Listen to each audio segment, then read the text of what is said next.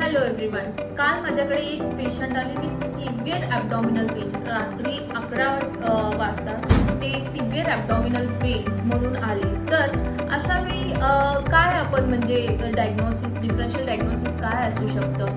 तर तिचं marriage recently झालं होतं, तर एखाद्या वेळेस एक्टॉपिक प्रेग्नन्सी असू शकते आणि नाहीतर अपेंडिक्स असू शकते, नाहीतर एखादं सिस्ट असू शकते.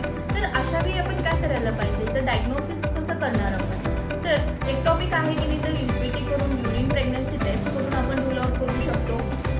आणि सेकंड सर्वात इम्पॉर्टंट डायग्नोसिस हे सोनोग्राफीवर होणार. तर सोनोग्राफी केल्यानंतर त्या पेशंट बाबतीत मी बोलते की आम्हाला कळून आलं सोनोग्राफी केल्यानंतर की तिची सिस्ट म्हणजे ओव्हरीमध्ये एक मोठा सिस्ट आहे, हिमोरेजिक सिस्ट, आणि त्या वेटमुळे, त्या ओव्हेरियन लार्ज सिस्टमुळे ते टॉर्शन झालेलं होतं. जेव्हा आम्ही कलर डॉपलरनी स्कॅन केलं त्यावेळेस कळून आलं की ओव्हेरियन टॉर्शन झालं होतं. तर असं जर सिम्पटम तुमच्यामध्ये आढळले, अचानक रात्रीतून सिव्हिअर ॲबडॉमिनल पेन झालं, तर आमच्या हॉस्पिटलला व्हिजिट देऊन पुढची सगळे उपचार तुम्ही करू शकता.